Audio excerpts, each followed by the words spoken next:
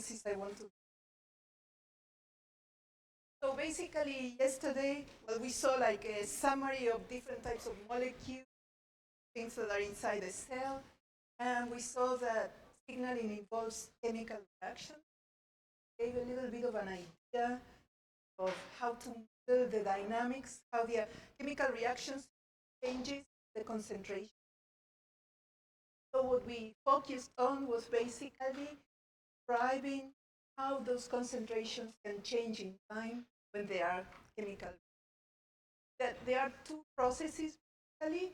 If the reaction involves the binding molecules, then those molecules have to come together. Then once they are together, there is a probability they will bind. And so we mass action, describe that. And then we went to describe reactions with enzymes, the mechanism by which cells or all organisms, they use a speed up reaction. If you wait temperature to do its job so that barriers that chemical reactions involve can be crossed, waiting for temperature to do its job, it might take very long. And enzymes, what they do is like they help those barriers, up the reactions. So the simplest one, which devised by Mika more than a century, which is this. Here I have K1, here K2. And one of the things we saw was that the total amount, the constant, the enzyme is either as a complex when it bound the substrate or it's free. And this is constant so that we can read the description of the dynamics. Sorry that it started super on time so that I don't run out of time. But anyway, so we have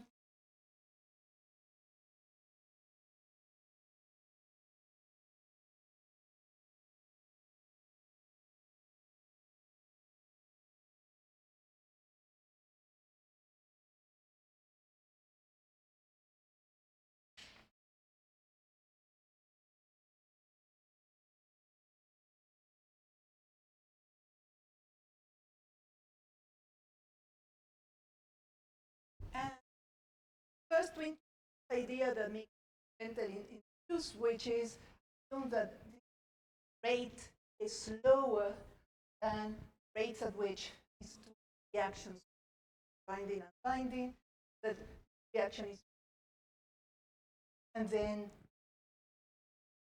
production, transformation of substrate that occurs at a slow. But I also mentioned this, which involves assuming that there are two time scales, the faster one, lowest one, that we assume that whatever occurs fast reaches an equilibrium, and then that changes slowly that equilibrium that rules the evolution of lower time scale. And the other way to do that, which is a little bit more sophisticated, is, which I did super fast, assume that the total amount of enzyme and the amount substrate that you have, which you assume, if this occurs very slowly, you assume that the substrate product I called much smaller. And so what we did was introduce variables.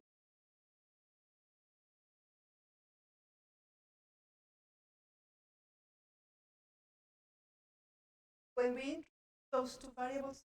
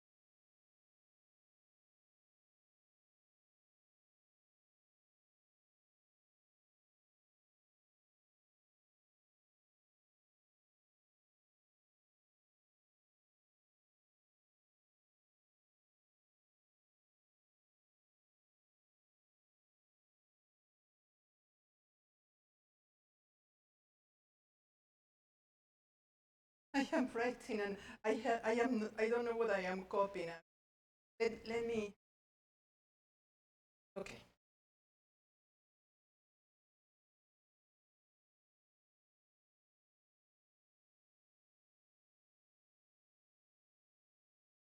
So,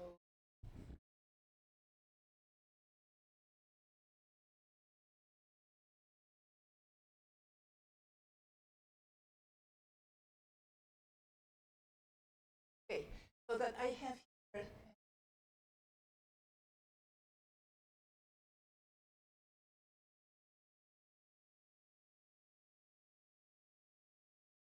no, I didn't have it worked out. But what you see that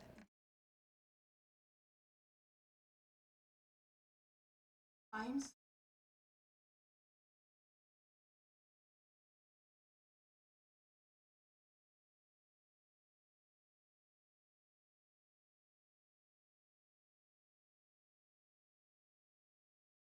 y x doesn't,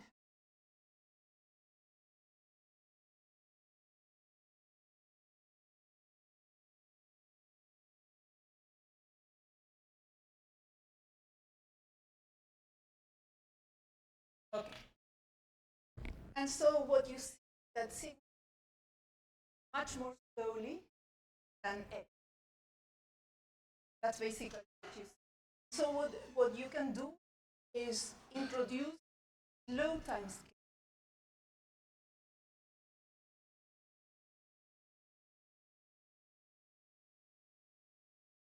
which is a like looking at a time a um, with a I don't know, with another lens. You don't use the fast time, so you only see the slow one. In which case, the derivative time, you can think it's the derivative respect to tau times the, the derivative something, sigma. Respect to the time is the derivative with respect to the slow time scale times the derivative slow time scale. Other one. So this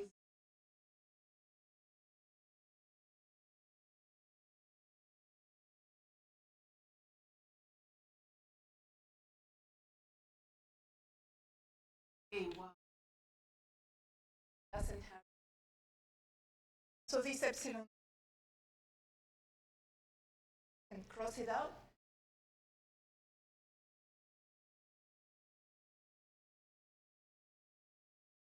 Say this is very far to how sigma. So it's like sigma constant for the time scale of variation of constant. And if it's this equation that has it that decays exponentially, so you assume that decays on the fast time scale exponential equilibrium. Equilibrium is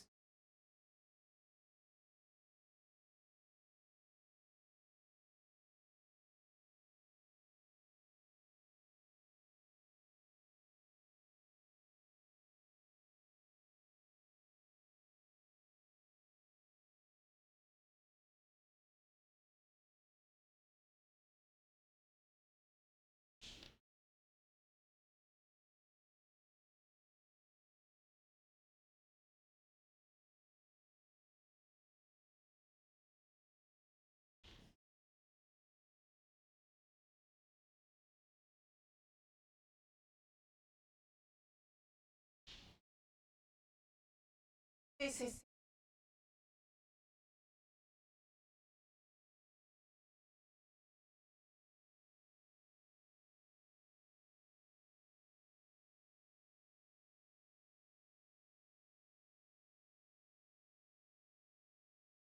opposite.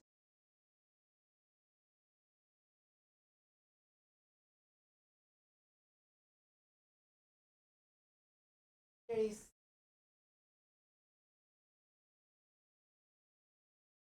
so from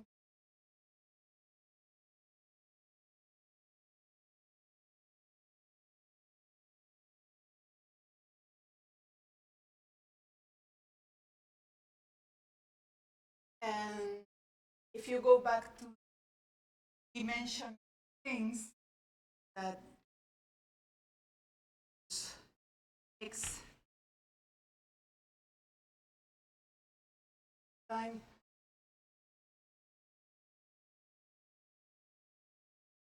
then what you have similar to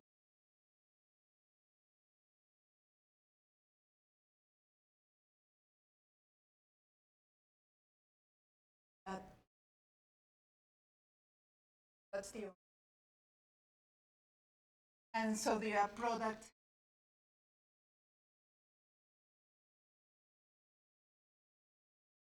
that's the time scale. Okay. Hope I take sync. Okay. So that enzymes are large, have more than one bindings, and that the binding of one substance can change the affinity of the other binding for the substrate. And if that binding of the first one helps the binding of the second one, then we're talking about a positive, simplest model Bayard and Michaelis maintain, but taking in that you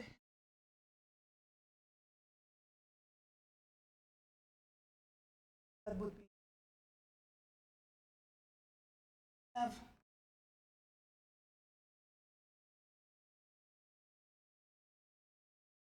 great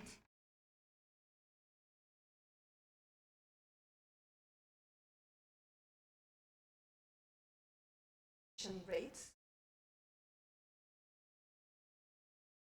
Then by the other one, and from there you can produce bindings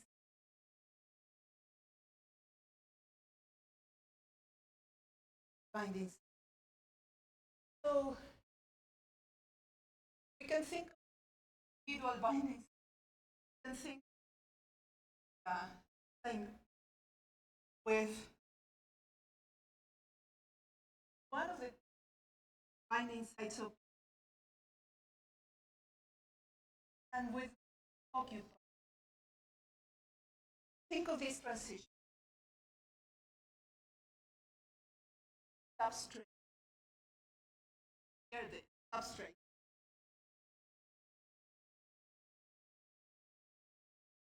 Substrate comes by the other side.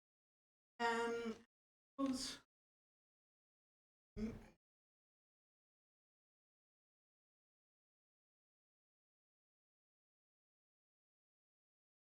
and I go to and from that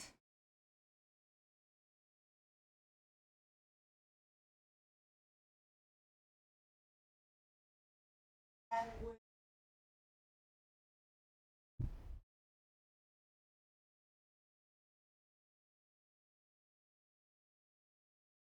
go to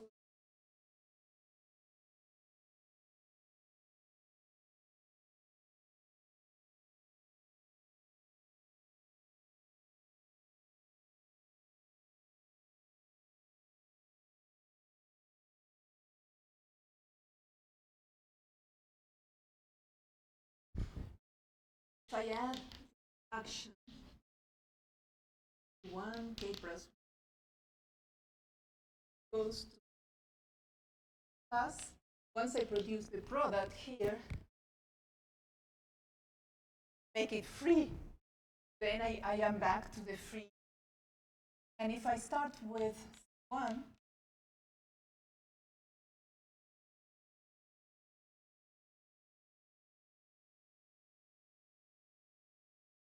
left, produce one product model. In the model, I take tiny steps, one by one. Wait. So we can write down all the equations as action. And one thing that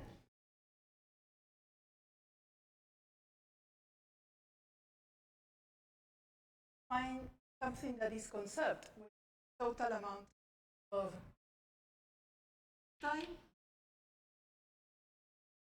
can be with one side or can be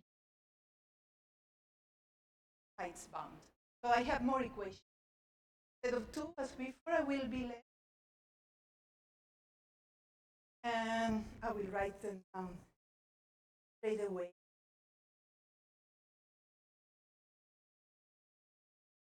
So substrate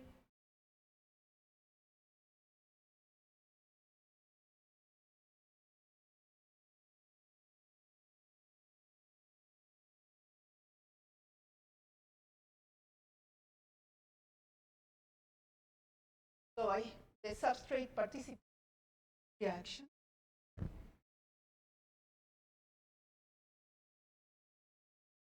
I'm getting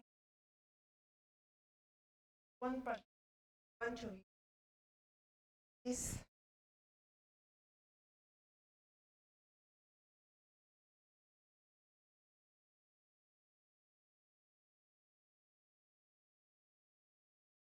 then you will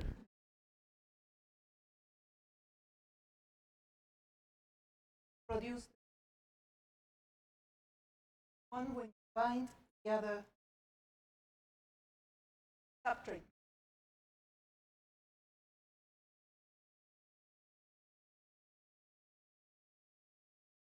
Then you get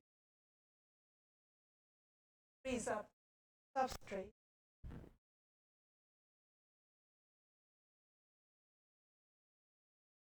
And then C1 also appears here when C creates the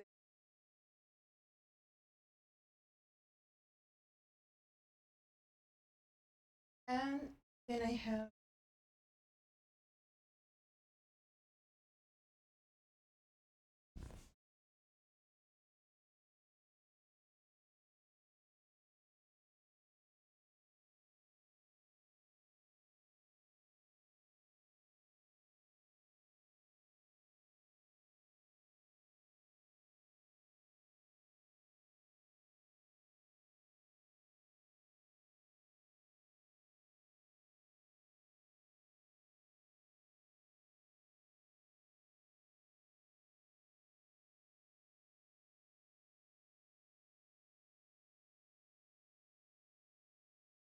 then the product rate that we does.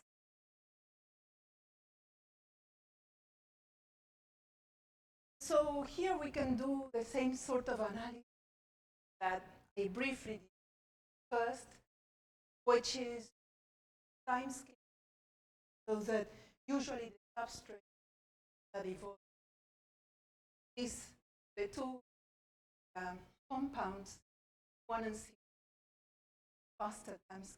That comes from assuming are all at smaller station.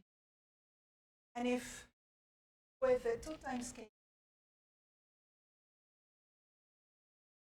reproduce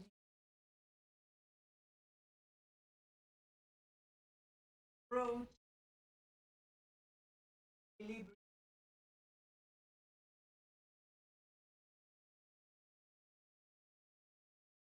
substrate constant. And in this case, that means making 0 the right-hand side of 2. And I have 2 variables, C1, C1.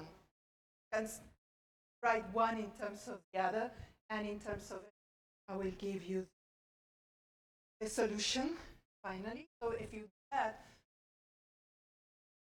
wanna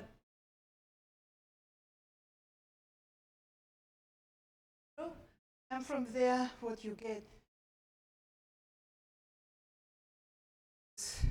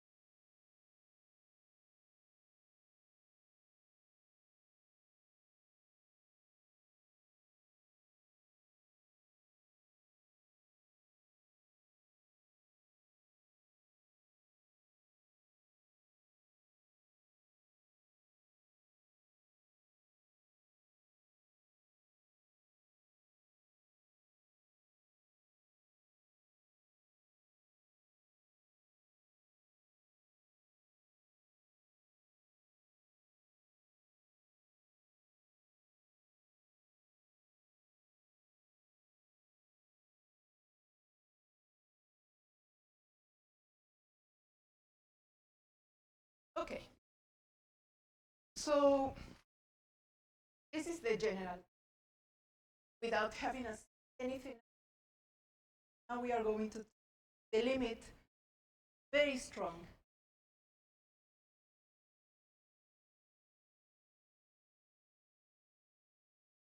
Assumes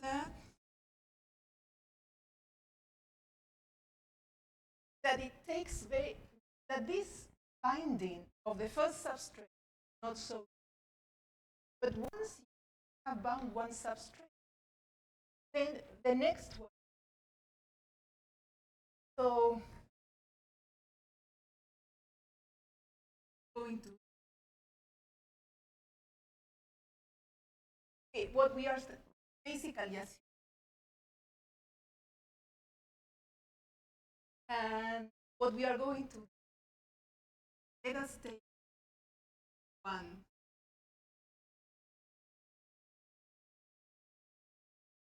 But they are product finite. So very small. This is very large. Their product which enters here finite. Not 0. And if we do that, what we see is 5, but 1 goes to term goes to 0. And well, this is going to. So if I add that, then see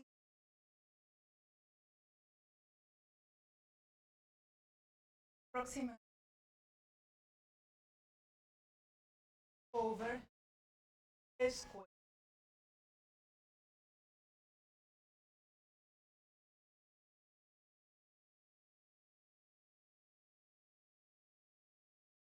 Over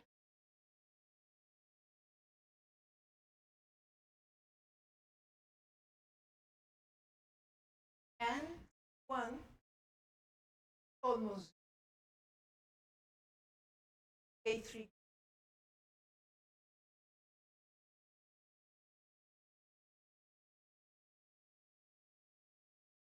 finite.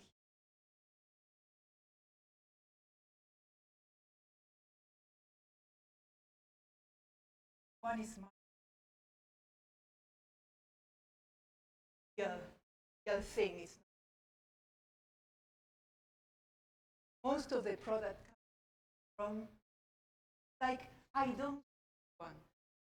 That's the intuitive way. Once I bind a substrate molecule, immediately after I bind a second one. So I don't find the enzyme T1. Simply go from 3 as if I had this key.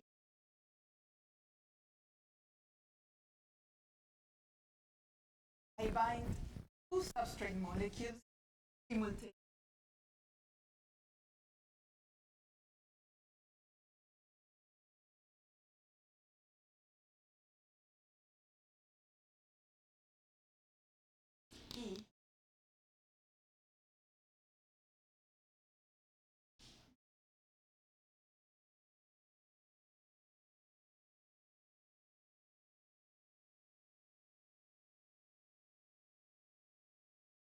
Something like that.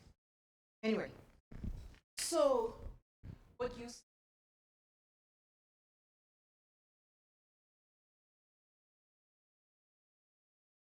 rate at which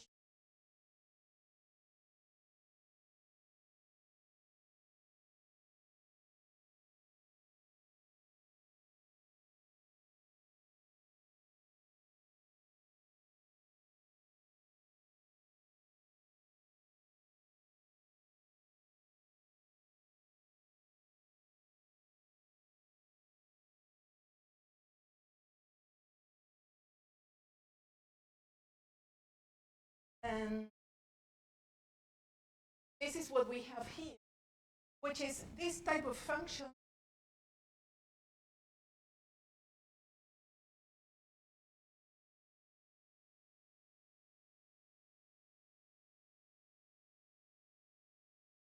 and the rate reduction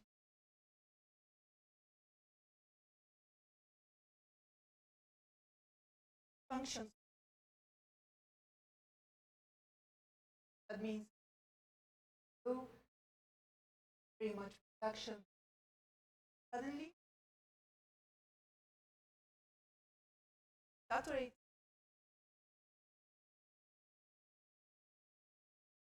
there, but it's a kind of.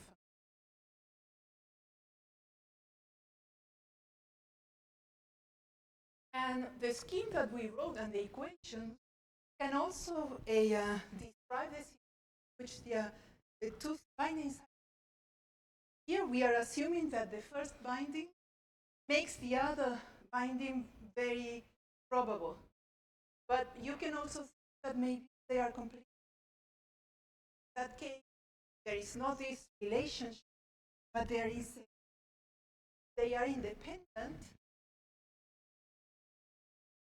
which you can use the same equation, or we take this limit, are independent, this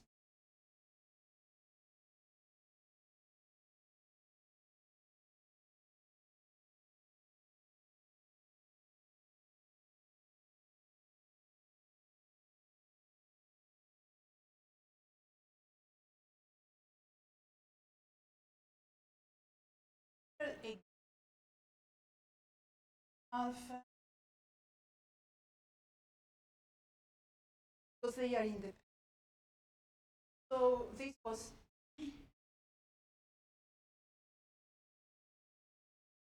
here we writing that. Here we write prime 1 and binding, and here second binding A3. And if they are independent, when you go from here to here, you have two possibilities binding, bind here, bind here. So the K1, I can bind to the left or to the right. When I go here, I have only one option, the other side. So K3. When I unbind, when I go here, I can unbind the left one or the right one. So I have two options. While if I go here, I have only one, the one that is prime 1. If you use this, we'll recover the Michaelis-Menten, not the sigmoid, the Michaelis with an amount of enzyme, as you don't care about the number of molecules of enzymes, you care about the number of sites, multiplied by 2. Have a Michaelis. So this is Michaelis-Menten that we saw last time, and this is, oops, oh my goodness, working.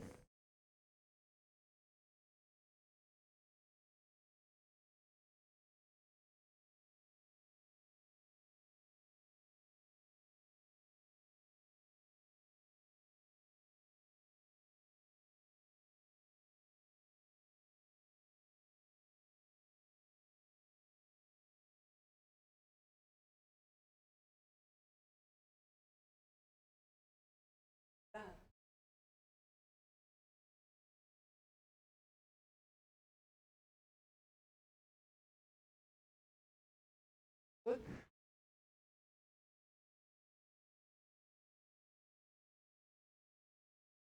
Like it's frozen. But can you tell? They go back.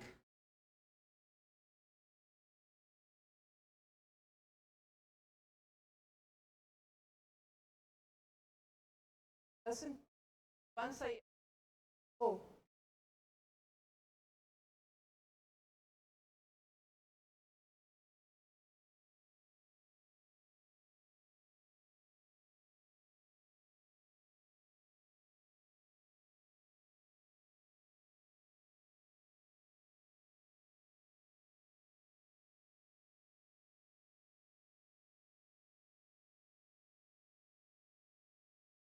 tell me.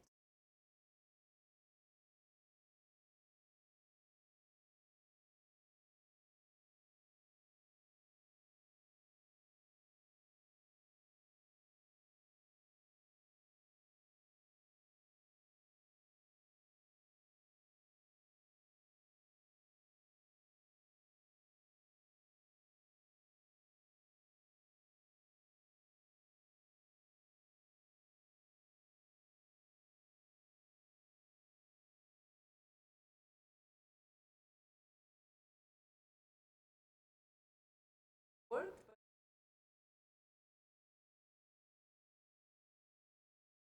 yeah, we,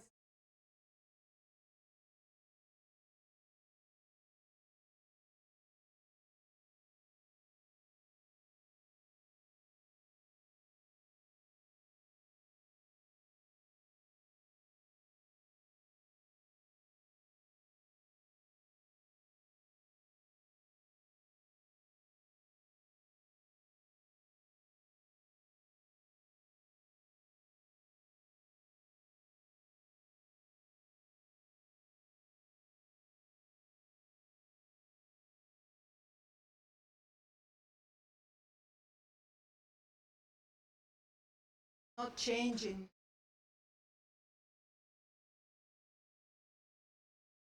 Maybe I can, yes, I am sharing.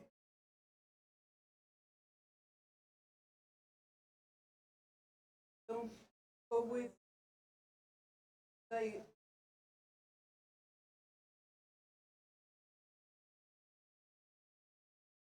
let me,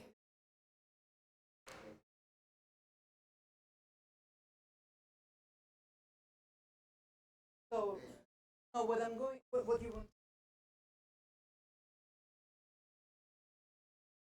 Hello.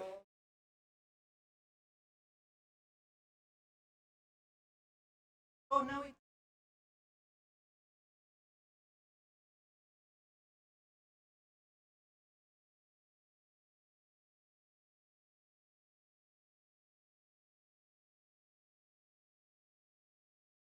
yes, yes.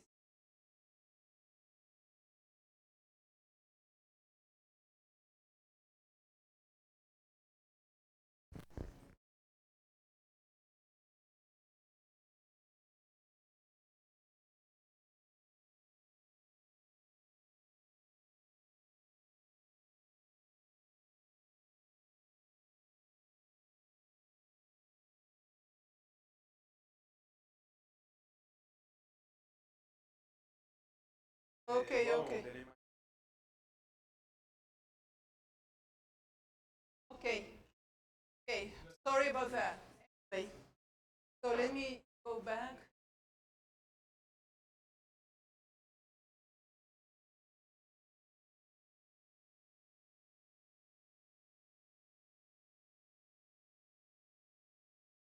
There are other models, particularly sometimes there are inhibitors that can bind to the site and interfere with substrate that cannot bound. Just to mention, and there is also changes time that prevents the product models that we are not going to detail. And the typical example of globin that carries oxygen. Here you have the hemoglobin is a tetramer, where the monomers that form this tetramer are myoglobin. Myoglobin, like one binding site, has a Michaelis saturating curve, while myoglobin has a hill-like function, which shows that that's also, yeah, here, since you are carrying oxygen, the substrate is, instead of talking about the concentration, about the partial pressure of oxygen. And so where you have 50% of occupancy of the sites at very different partial pressure. And that's handy where hemoglobin has get the oxygen and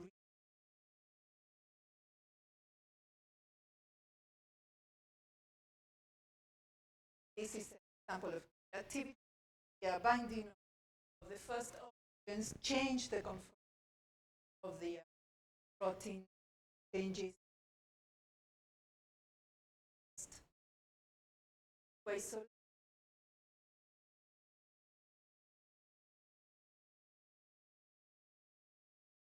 and so all these reactions that we are looking at eventually go to equilibrium, basically. Dynamics point of view. But in living systems, you keep so to introduce action just goes to it.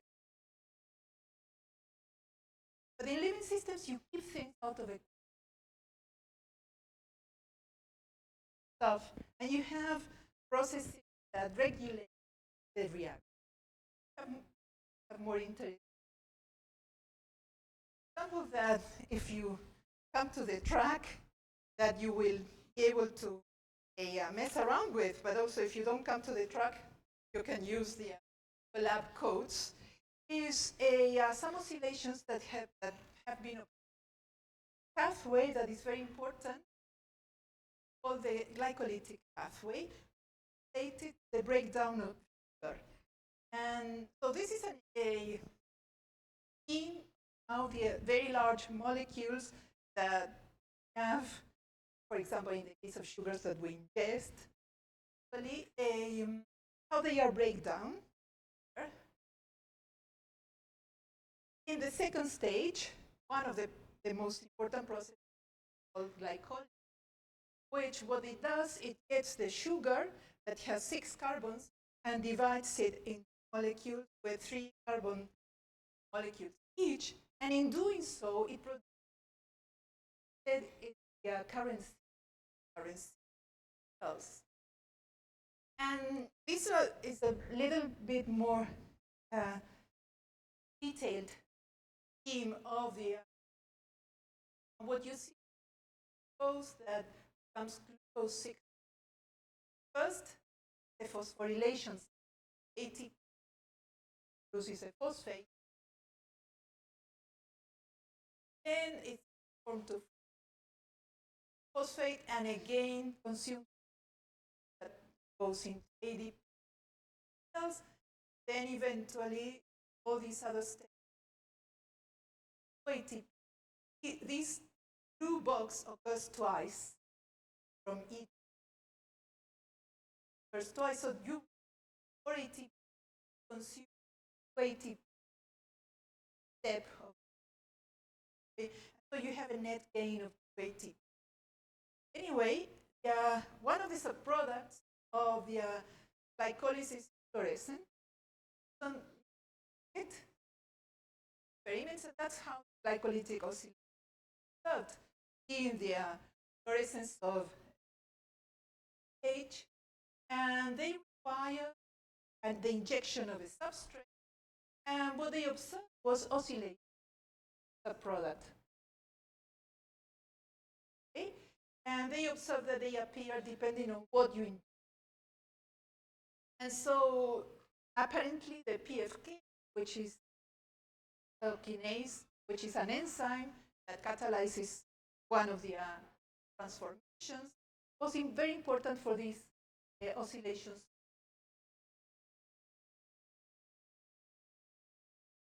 So, and they are observed at the. And let me make a brief comment of what is fluorescence.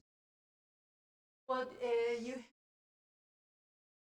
molecule that made with light frequency certain so you light the molecule, don't emit photons, then even of lower so larger wavelength than the you can observe. And this is a experiment that was done already many years, which they could observe the oscillations of the pathway for a long time. But they do type of reactor where you are entering substrates, also the cells, which permanent and so you constant all this stuff in here, up there, and you keep it constant because you are permanently entering and taking it out from the from. And what they was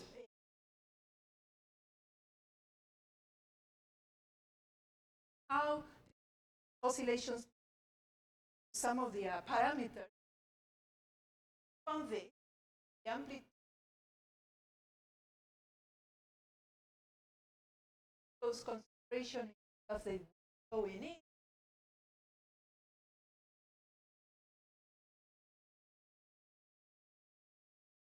Amplitude. And this is a qualitative called a bifurcation, and something that is of bifurcation that I am not going to what that means, but the just going to mention the so that I problem with variable.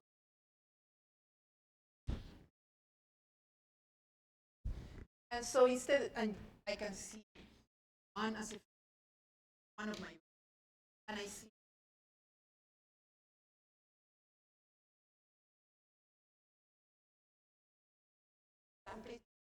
and if I plot, instead of plotting each of them time, I go and plot one of the variable function of the other, and I see that what I see is closed curve. They come back, start at a point. For example, if first I grow both of them, one on it, and then one of them starts to, then the other one starts to go back to the closed curve. This is called a limit. And if you have periodic, if you have a stationary equilibrium, what we have is start that equation, have a constant thing, certain value. And if I plot this here, just a point. X1 is one value, X2 is another value. This point that doesn't move is fixed point. And what happens when you change the parameter of your equations are always, you only change, I don't know, is the flow of, or something that is related to the temperature, that is a parameter of your problem, then it might happen that this situation which becomes unstable, and what becomes stable instead is I can instead of plotting directly the equilibrium, I can plot the approach. And when it is stable, you can approach with an exponential decay. But when you're in a situation in which you're going to create this limit cycle, you approach that gets smaller and smaller. Then, at some point, the equilibrium becomes unstable.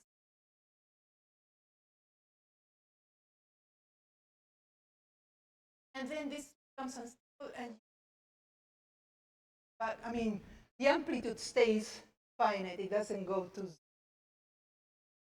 And so, if I instead of this, what is called the phase space, not the variables, not one function. If I think of the phase space, when I am stable, I mean,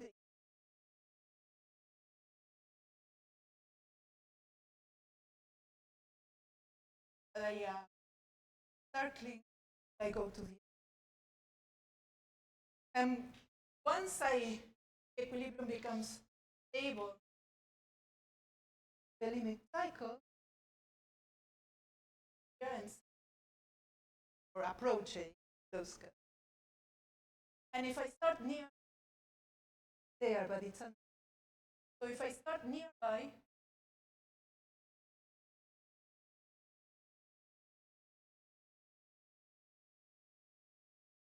start from transition from a fixed point that is stable, but to approach it, the situation in which suddenly becomes unstable, go to a limit cycle.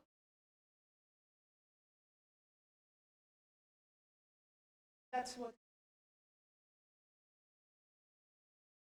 pathway, and going to describe the equations, but we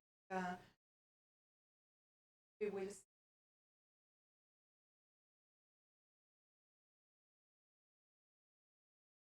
Very simple, very old model that captures basic. So it takes as substrates ATP and ADP. Assumes that the enzyme that the transformation of ATP into ADP is activated by ADP. And so here,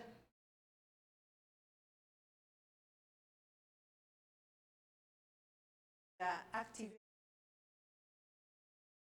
And this is what we had before called E, but now you activated binding with a reactivity gamma that is close to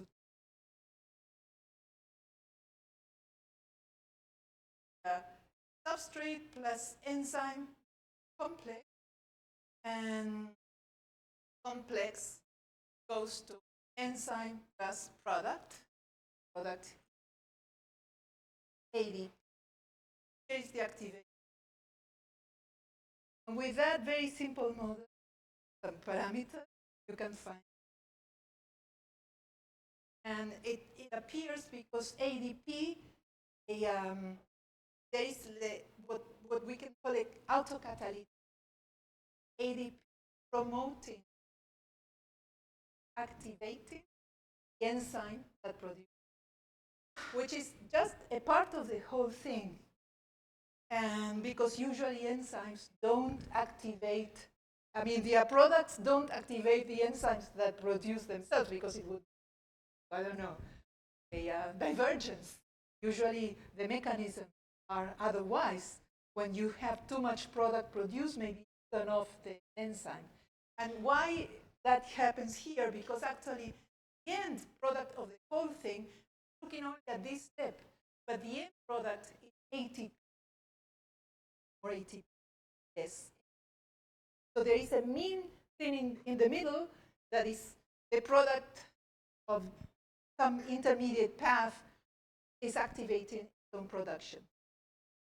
But the overall thing is otherwise. And you see oscillation. Okay. So let me.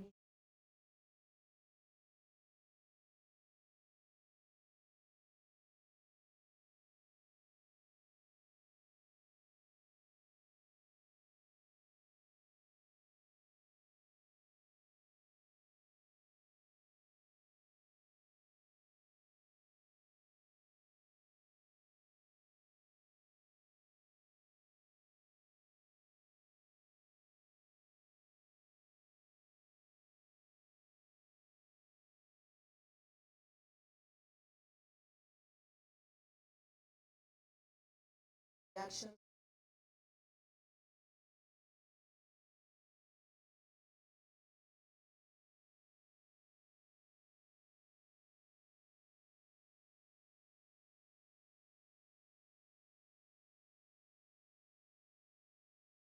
This word. So now we are going to something that is related to transport across. We said that in order to signals somehow communicate, membrane is a barrier, but because it has lipids that they have they are inside hydro. And you have these proteins of the passage hydrophile.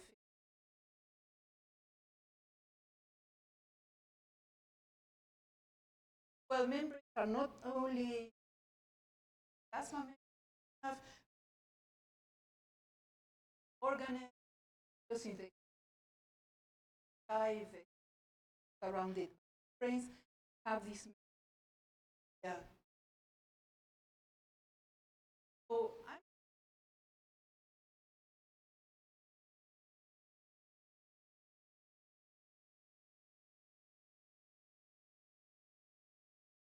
go through. Let me focus on membranes. And so, as Pablo mentioned yesterday, the membranes allow the segregation of substance.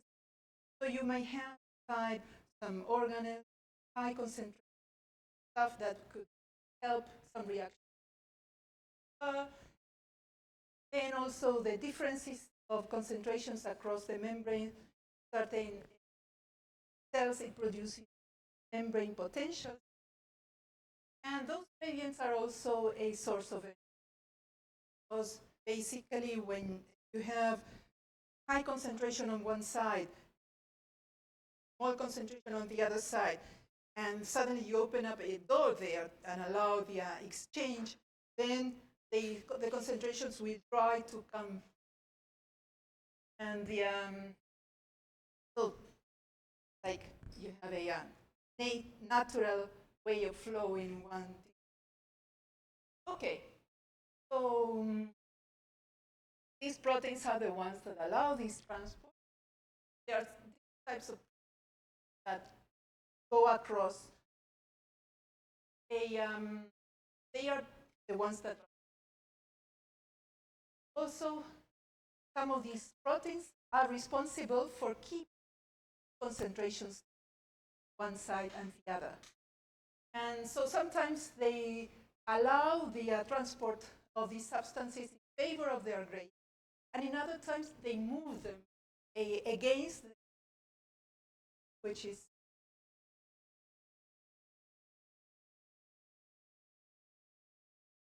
and so these are some examples.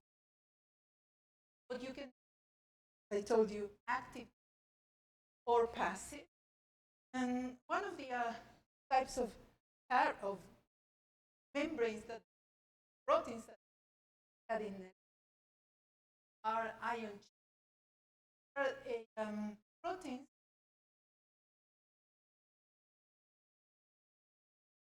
they are closed, but upon its open, allow the transfer of ions one side to the other, ions hydrophile. So they cannot transfer carbon core of the. We are not going to look at the current, how the transport occurs, but we are going on this transition, these changes of the going to other types of transport proteins that change conformation, move things around. It's like grab and change conformation is side. Some of them don't. Some of them transfer one thing from one side to the other and something else the opposite direction. And maybe one of them goes in favor of the gradient and the other one against the gradient, chooses the favorable gradient to transport the other one. Sodium calcium exchanger, sodium and calcium have very low concentration. And this transport takes calcium out at the expense of bringing in sodium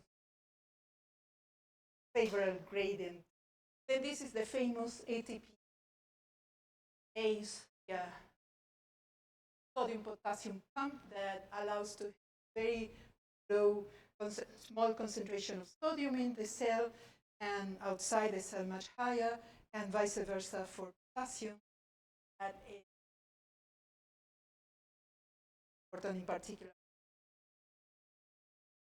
There are other, while the membranes are not completely permeable, there is the process of osmosis, right solutes to prevent the cell exploding or collapsing. Then you have also, but let me go to the ion channel. They are very selective. Come open, they has particular types, and some of them are voltage dependent. They depend on binding. Studied electrophysics. And in the 70s, this technique was devised, which allows to observe, you can observe the current that goes through a single channel. And when you do that, of the current that goes through a single channel, a very stop kind of current, particular. So it's very stochastic. Either the channel can switches randomly with different probabilities, depending on if it's a voltage gated channel on the voltage, and if it's ligand dependent channel on the concentration. And from there you can what is called the open probability, the time the channel spends open over the whole time. So the natural description of the channels is with probability turning to about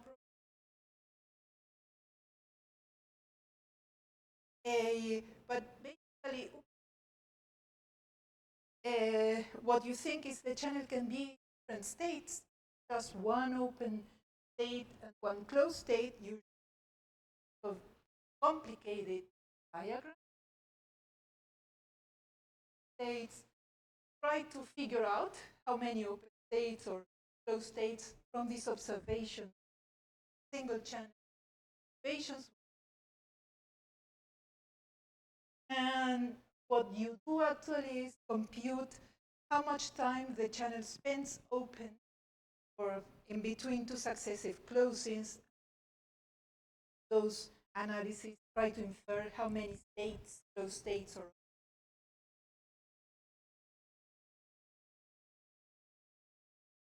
so what I will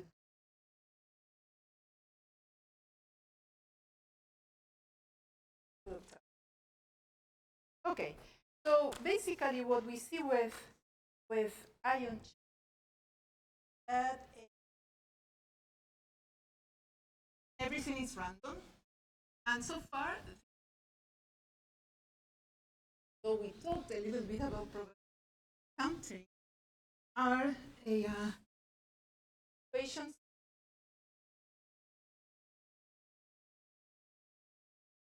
introduce determining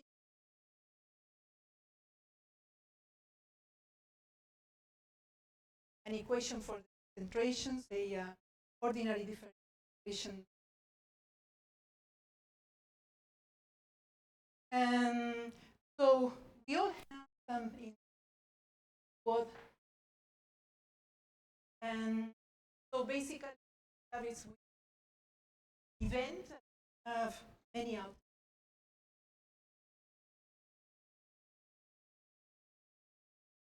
Finite. Start with finite. Assign. And we assign a number to these outcomes, which we call the probability, which it observation. This is observation. We repeat the observation in a controlled way. What frequency we observe?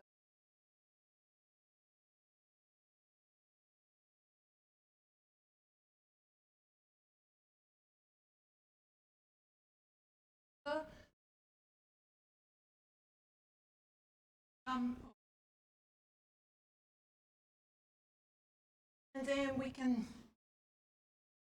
think set where you have all these outcomes. One.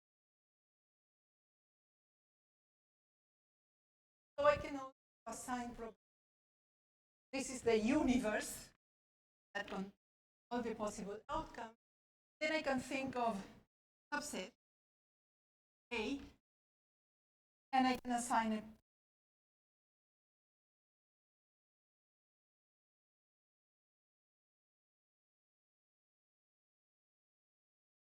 When I think of set of probability section, I could add this A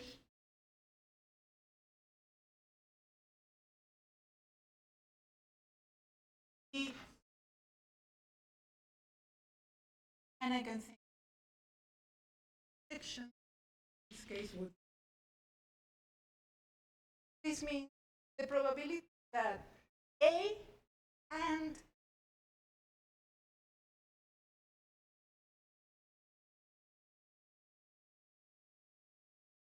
I can also think, I say B that A or B. That would be this stuff. And an important idea in probability, the conditional.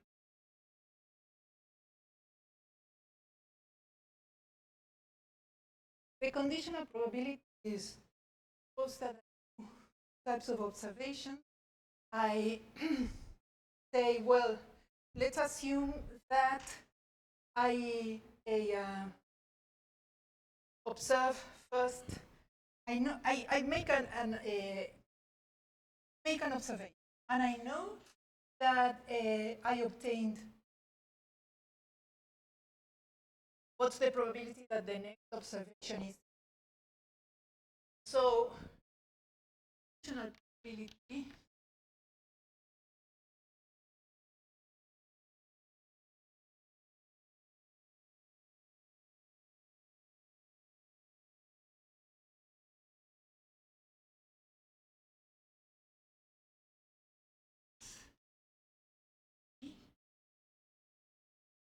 it's like reducing your universe.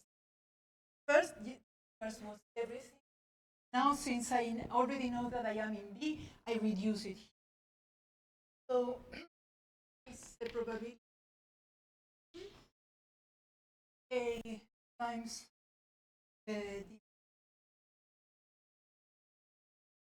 it's the probability of the part of B that also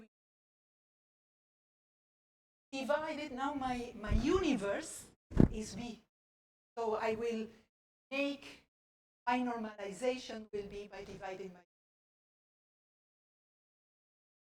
The other way of thinking is the probability that A and B occur, so that I find something that is in A and B, the product of the probability of having observed something in B times the probability of observing something in A given that I observed. And this is also called Bayes, the rule of the continuum. So these are discrete probabilities.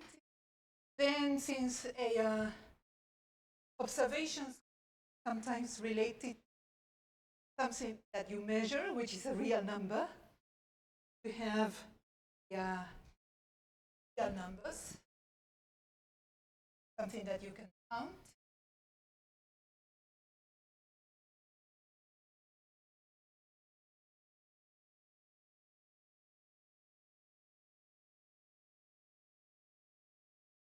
So each event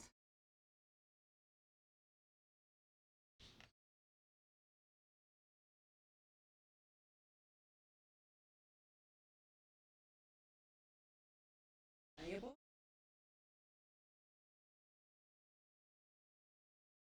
Sometimes I have, for example, if I throw a coin, find stochastic variable x0, heads, tails. But sometimes if I measure something, my stochastic variable can be a real number in the sense that can take on a continuous set of values.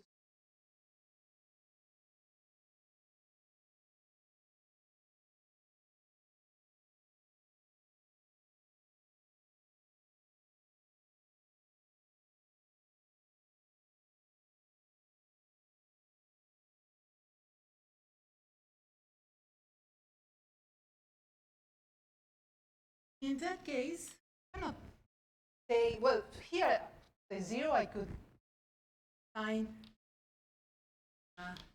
if the coin, both sides are equally probable, then I can have probability values.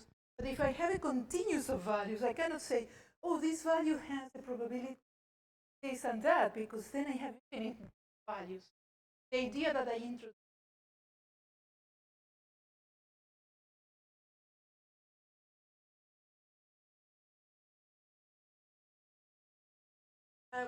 where the way in which I introduce probability, I say x is variable of x times a difference. That's the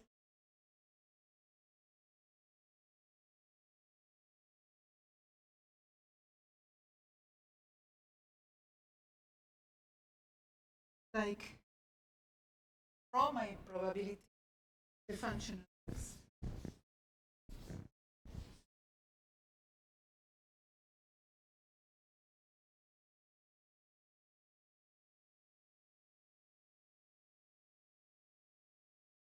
Something like that.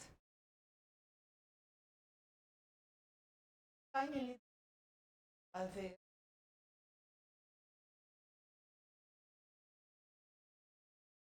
and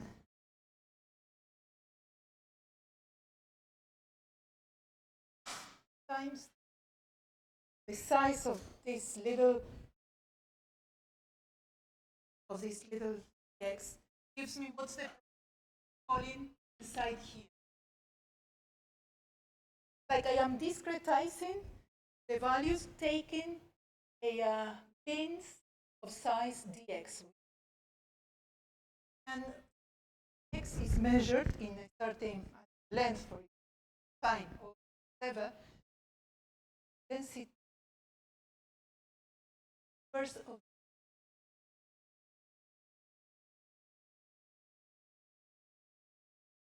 units 1 over it. And if I look at all the possible values that x can take on, integrate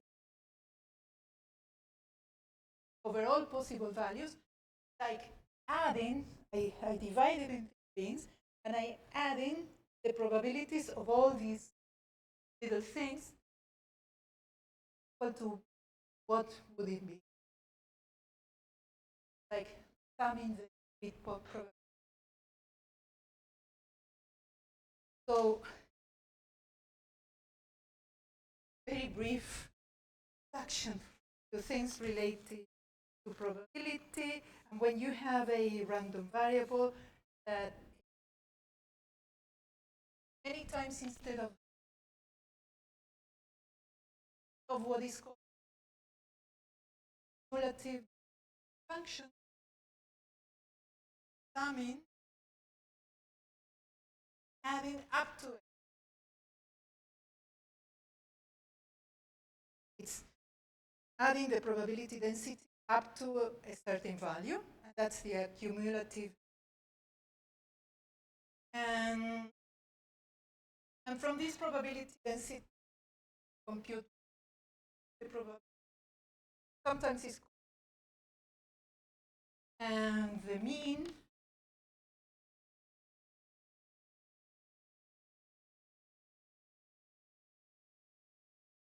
taking a little of the average is related to the average of the values, variance, different.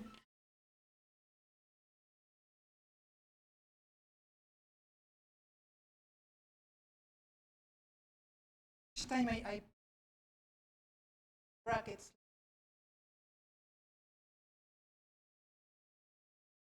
taking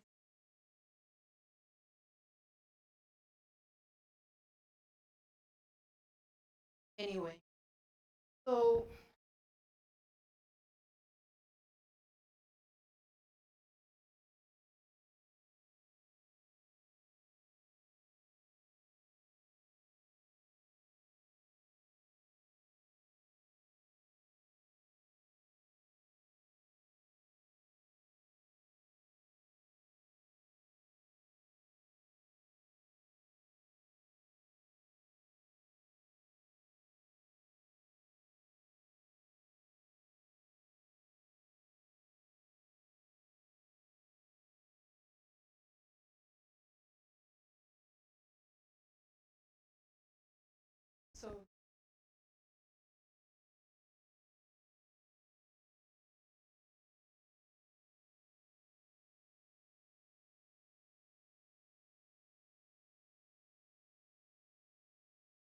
the probability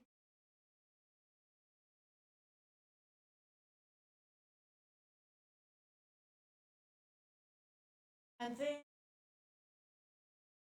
this quantity. Then you can also on one random variable, several of the joint probability, which is the probability certain value of one of the random variables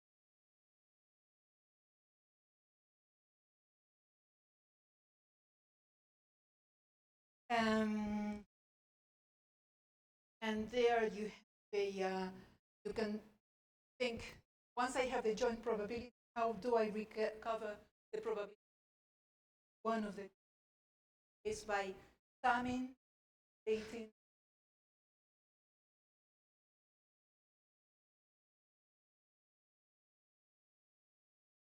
plot. From there, you can find the mean value, variance that you can also do covariance variables, they are correct. And when they are in the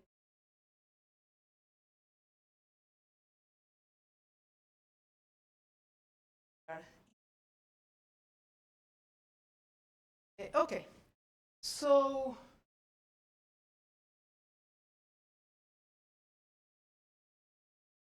what matters the ion channel,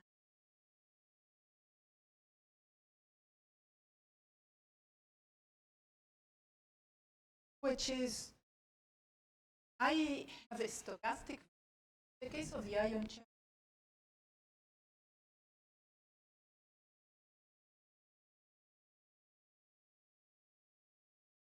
it can be into open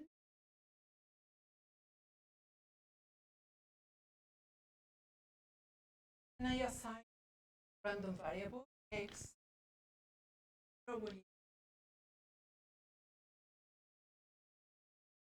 What I see is that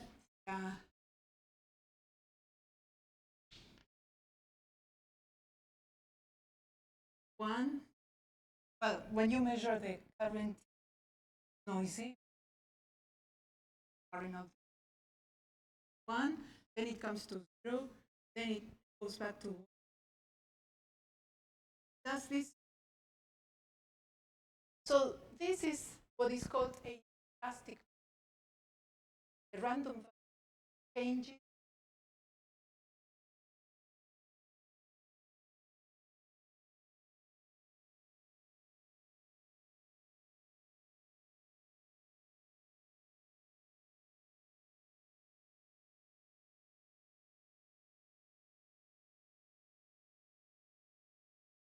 When you want to describe a stochastic,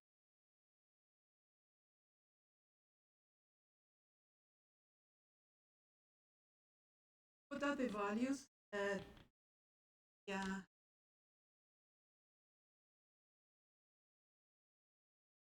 that the random variable sequence, which might differ by a different one.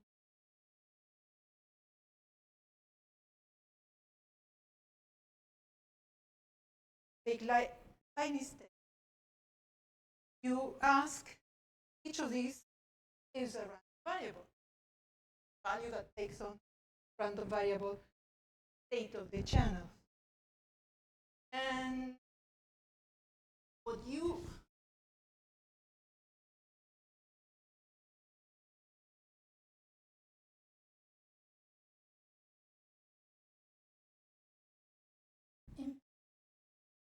so everything is probabilistic. What we ask is what's with what this variable can take on two values, and what we ask, what is the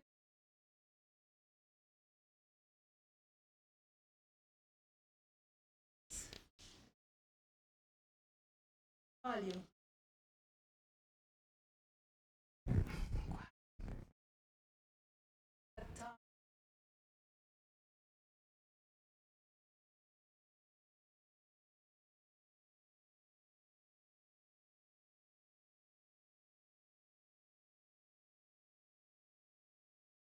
On all the previous,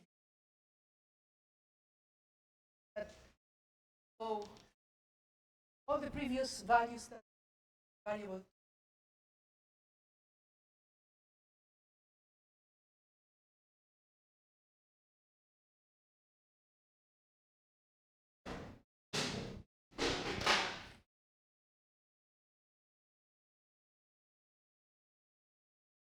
So in probability 1,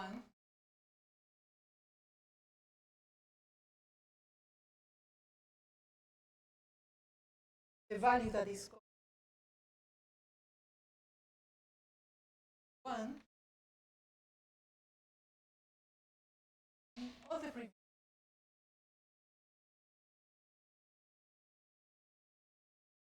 But usually there is an assumption that that the system has short memory. It's Markov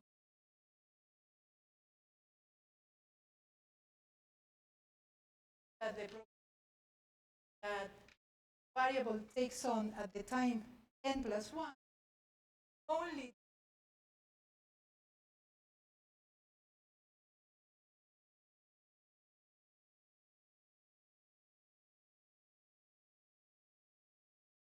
at t.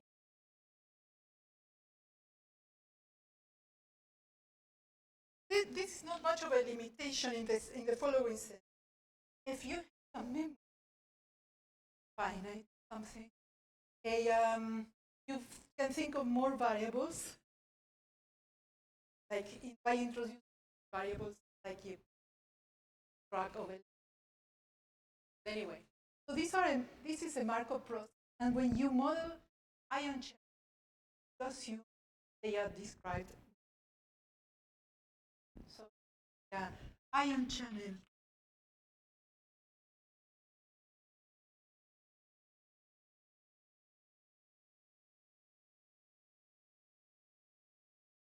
And the probability that the random variable takes on a given value at a certain time, function of value it took at the immediately previous time in this discretization, is given in terms of what is called a transition. So what you define is transition probability, the different values.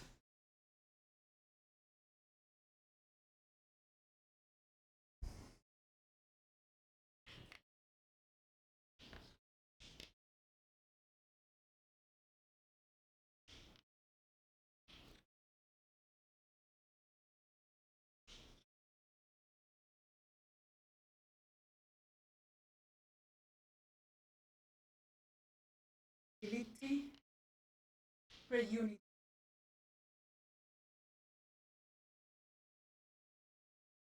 So in this case, we only have 0 and 1. This transition probability can change over time. The thing that I want to define, how likely that if I am in 0 now, at the next step I will stay, and how likely to make the transition 1, and maybe this changes. For example, over the day I am looking at the transition and it's different at night than it's during the day. Or it can be stationary, you are looking at a total amount of time during those transitions change.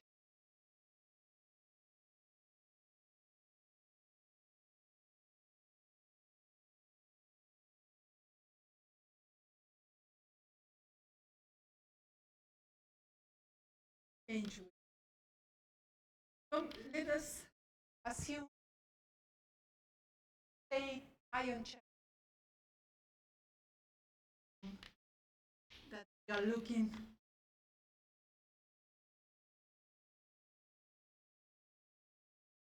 it's called a stationary situation, but it's probabilistic point.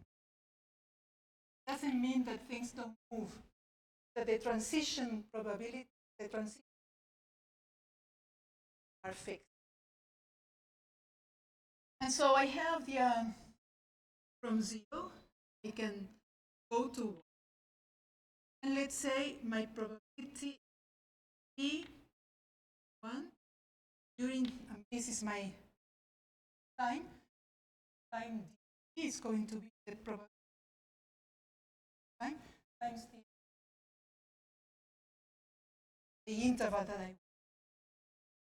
And I can remain in 0. And if I remain in 0, I don't have a transition. What I have is I didn't do the transition. So this is the transition, and this is I stay. And the same with 1. I go to 0, or I stay. Here I go. this transition. If say I don't go anywhere. So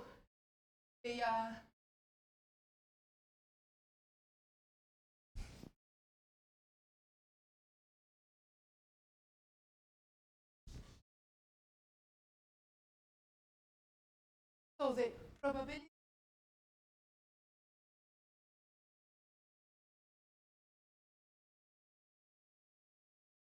is the probability that x was, or let's start with 1 times the probability that it may.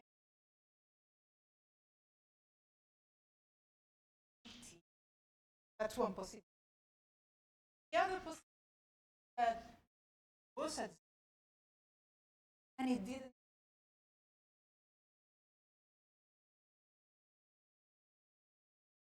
And here was in the same.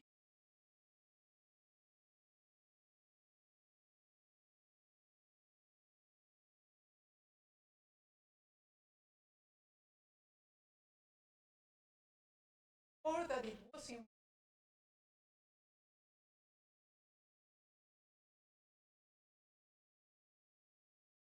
So if let me if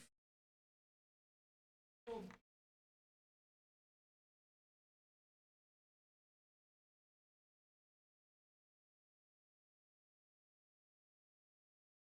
implementation.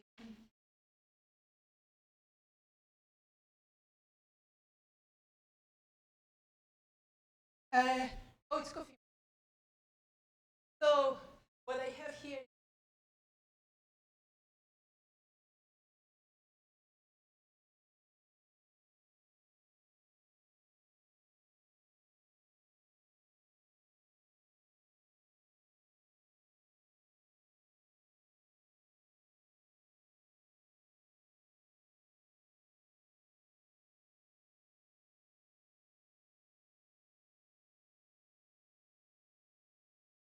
and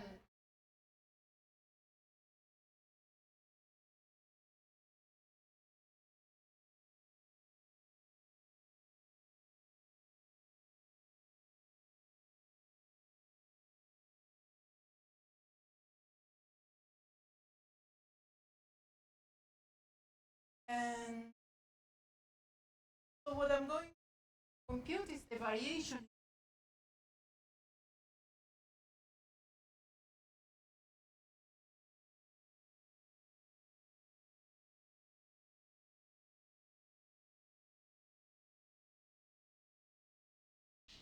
minus t. What I see is that times the transition.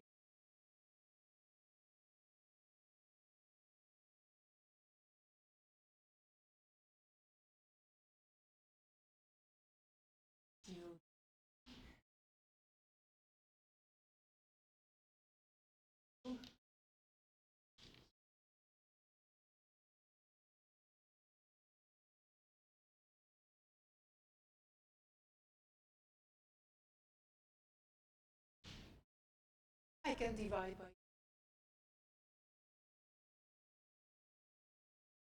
And what I see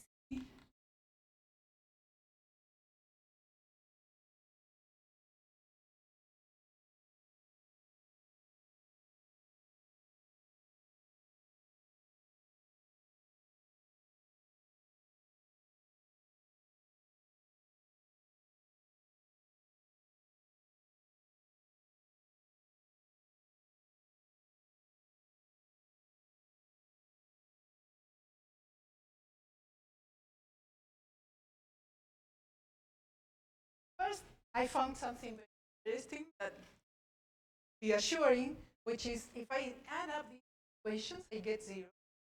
Means P0 plus P1 is constant, which how much it should be? Some of the variables that the random variable values that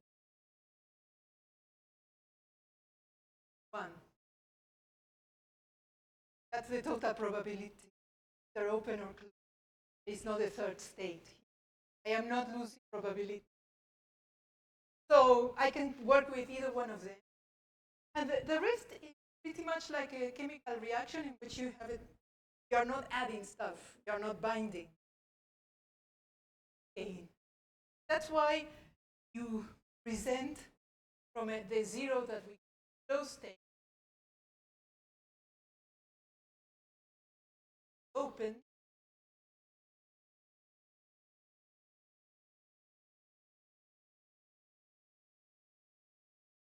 Oh, and so I have the transition.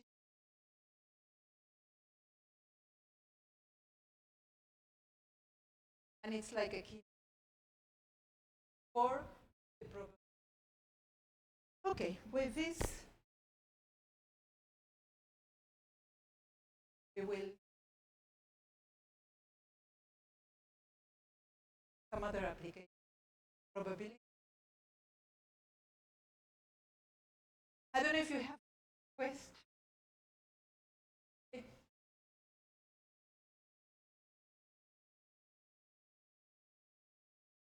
No, it's that Selkov model. There is a collab with the equations. Then you can change the parameters. Shared. No, no, no. No, it's not. Yeah, those equations that I showed, that is enzyme. So you have the activating. What happens is you get a four equation for the enzymes, one for ATP and ADP. Quasi-static approximation at the end. You get some equations have non-linear term. Those no.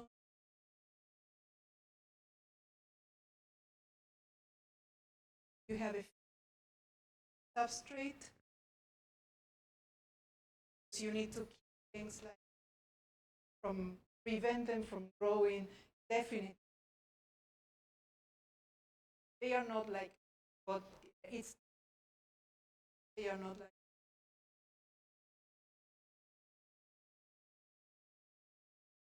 Yeah, well, Lotka Volterra also has a but I don't know.